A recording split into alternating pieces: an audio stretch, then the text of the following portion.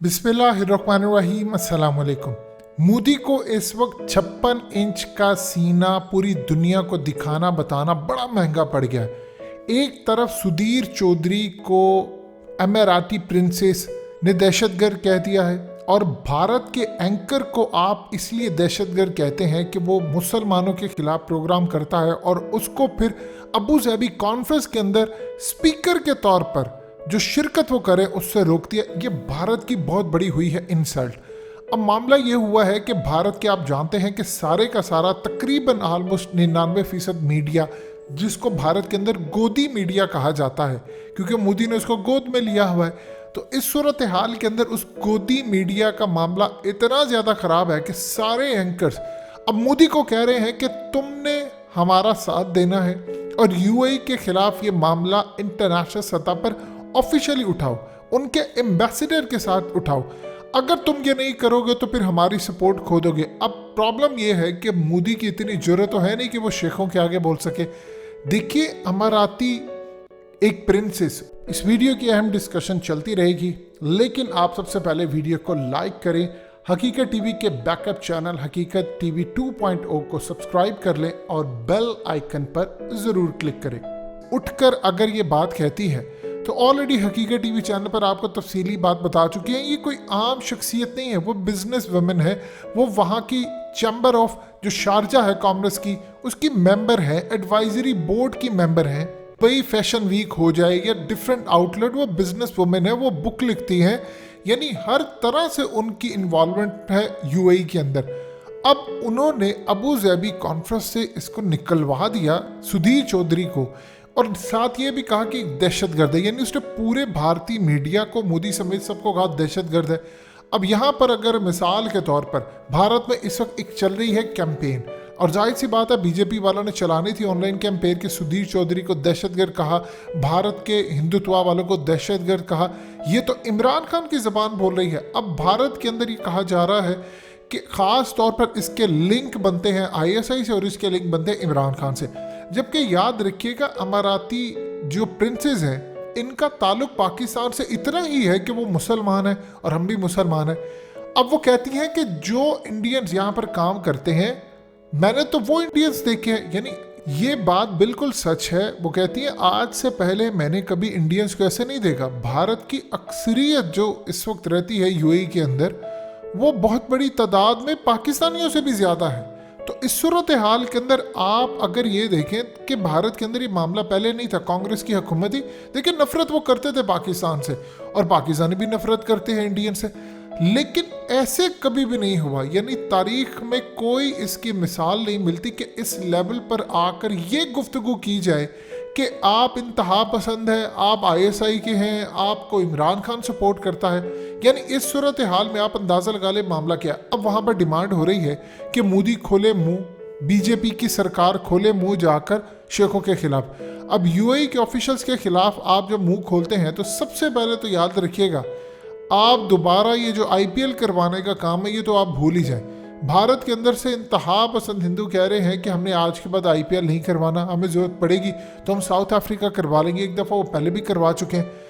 लेकिन प्रॉब्लम ये है कि अगर यूएई की सपोर्ट भारत को इस वक्त हासिल नहीं होती, यानी अगर वो यूएई की प्रिंसेस के खिलाफ ओपनली कोई बुरे रिमार्क्स देते हैं, तो आप सोच लीजिए फिर यूएई और भारत के जो रिश्ते हैं और रिलेशनशिप है उनमें कितनी बड़ी दरार आ जाएगी। और मोदी को ये बात अच्छी तरह पता है कि यूएई के अंदर पाकिस्तान का होल्ड कम करके भारत का होल्ड ज़्यादा और इसराइल का होल्ड ज़्यादा लाने में उनको कितने साल लग गए।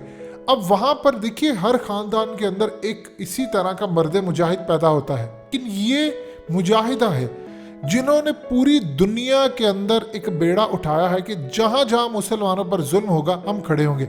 अब भारतीय मीडिया की अक्सरियत मोदी को कोस रही है कि आप इसके खिलाफ एक्शन ले। आप तो इस तरह चुप है जिस तरह चाइना के खिलाफ आपने जुबान नहीं खोली, चाइना के खिलाफ आप बात नहीं करें। अगर आज ये सूरत हाल है तो दुनिया भर के अंदर जहाँ जहाँ भारतीय जाएंगे एक मिसाल कायम होगी।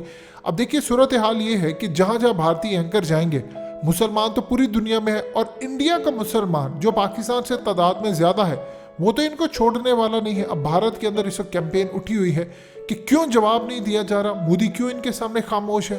देखिए, मोदी इस बात को अच्छी तरह समझता है कि हमारे बहुत ज़्यादा लाखों की तादाद के अंदर वर्कर्स वहाँ पर काम करते हैं।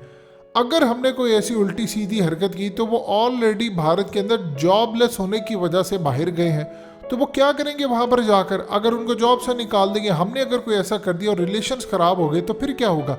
और दूसरा याद रखिएगा, यूएई के अंदर मामला कुछ इस तरह का हो चुका है कि वहाँ पर उन्होंने पूरी तरह अपनी कैपेसिटी से बाहर जाकर भारतीयों को नौकरी दी है, और भारतीय वहाँ पर बीजेपी के सपोर्टर्स अगर बैठकर अरबों को गालियाँ देंगे तो ये मामला तो किसी सूरत उनको हजम नहीं होगा। अगर आज एक एंकर को आपने निकाला है, उसकी बेइज्जती की है, तो कल को बाकी की बारी भी आएगी। आप जहां पर भी जाएंगे, इवन के भारतीय मीडिया इस वक्त मोदी को कोस रहा है कि किसानों का बिल तुमने वापस क्यों लिया। वहां के एंकर्स कह रहे हैं कि हमने किसानों के हक में कैंपेन चलाई थी, ये कहकर कि आप जो बिल लेकर आए हो वो किसानों के हक में है। हमें इतनी ज़्यादा धमकियां मिली कि तुम्हें बॉर्डर पर नहीं छोड़ेंगे, तुम्हें किसी मुल्क में नहीं छोड़ेंगे, हमारी फैमिली को धमकियां दी गई। अब वो वहां पर एंकर्स मोदी से पूछ रहे हैं कि हमारी जानों को खतरा है, हमने क्यों सिखों के खिलाफ लड़ाई मोल ली तुम्हारे पीछे लगकर, और तुमने सिर्फ अपने इलेक्शन जो यूपी और पंजाब में होने जा रहा है वहाँ अपने वोट बैंक को बचाने के लिए, कहीं सिख तुम्हारे खिलाफ ना हो जाए, किसान तुम्हारे खिलाफ ना हो जाए, तुमने एक डील कर ली और लॉज वापस ले लिए। तो हमें जो तुम पंप करते रहे हो कि तुमने ये कैंपेन चलानी है, हम कहाँ पर खड़े होंगे? अब इसी तरह सूरत हाल है, वो कह रहे हैं कि हमने पाकिस्तान के खिलाफ कैंपेन चलाई कि यूएई इस वक्त सपोर्ट करता है भारत को, और यूएई की एक प्रिंसेस उठकर इस वक्त हमें बुरा भला कह रही है और हमें दहशतगर्द कह रही है, और तुम्हारे पीछे लगकर आज हमें जो इज्जत कभी जिंदगी में एज अ एंकर के तौर पर या मीडिया पर्सनालिटी के तौर पर मिलती थी, आज हमें दहशतगर्द के लक़ब मिल रहे हैं, तो तुम खड़े क्यों नहीं हो रहे? अब यहाँ पर मोदी के लिए एक बहुत बड़ा एक सवालिया निशान है कि अगर वो अमाराती ऑफिशियल्स के आगे वो खड़े होते हैं तो जाहिर सी बात है इंडिया और यूएई के ताल्लुकात तो शदीद ख़राब होंगे। लेकिन अगर वो किसी भी तरह इस बात पर भी चुप रहते हैं तो याद रखिएगा, आने वाले वक्त के अंदर भारतीय मीडिया के अंदर उस लेवल पर मोदी को सपोर्ट नहीं किया जाएगा, चाहे पैसे क्यों ना मिले। देखिए, आफ्टर ऑल आप जो मर्जी कर ले, जब कोई भी चीज़ रिवर्स होती है या इवन के बाउंस बैक करती है तो उसके बाद फिर आपके पास कोई चीज़ नहीं होती कि आप उसको रिवर्स कर सकें। यानी मुसलमानों को आपने दबाना चाहा, उन्होंने बाउंस बैक किया, अब सिखों को दबाना चाहा, सिख बाउंस बैक करे। तो इस सूरत हाल के अंदर भारत के लिए तो तबाहकुन मरहले हैं। सो आने वाले वक्त में एक चीज़ आप ज़हन में रख लीजिएगा, अगर दुनिया में कोई भी हिंदुत्व के खिलाफ बोले या मोदी के खिलाफ बोले तो उसका ये मतलब नहीं होता कि इमरान खान उसको सपोर्ट करें या आईएसआई उसको सपोर्ट कर रही है। अगर यूएई के खानदान या रॉयल फैमिली के अंदर से मोदी के खिलाफ बगावत हो रही है तो फिर याद रखिएगा, कल को जब विजिट यहाँ पर होगा तो आपको उस लेवल की कवरेज देखने को नहीं मिलेगी, क्योंकि यूएई के खानदान और ख़ास तौर पर उनकी प्रिंसेस के खिलाफ जिस तरह का गंद और सोशल मीडिया कैंपेन भारत के अंदर से चलाई जा रही है, यूएई के ऑफिशियल्स उसको पूरी तरह नोट कर रहे हैं, और नोट करने के बाद उसको देख रहे हैं आइंदा हमने भारत के साथ किस तरह का बर्ताव करना है, हमने किस तरह का सलूक करना है। भारत मोहताज है यूएई का, यूएई इस वक्त मोहताज नहीं है भारत का। ये चीज़ आज अमाराती प्रिंसेस ने पूरी दुनिया के सामने क्लियर कर दी है।